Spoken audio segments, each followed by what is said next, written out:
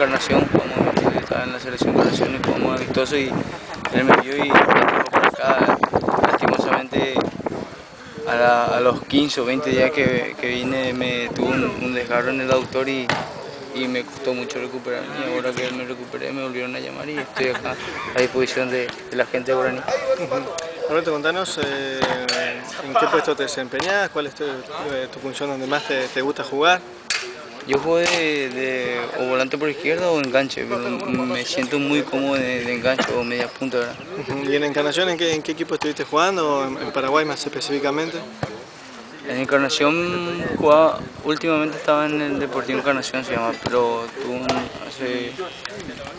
estuve en Cerro Porteño, hice toda la inferior en Cerro, jugué un partido en primera, después me fui a Chile, a Bolivia y hasta que hace 2 años volví acá a Encarnación y ahora por suerte tengo esta oportunidad que espero no desaprovecharla. Me imagino las mejores expectativas, ¿no es cierto?, para este torneo en el fútbol argentino, ¿no? Tu primera experiencia.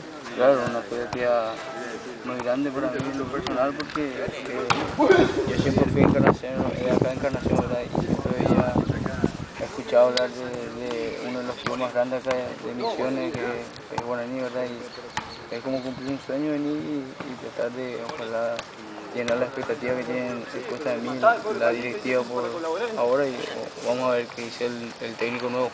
De última,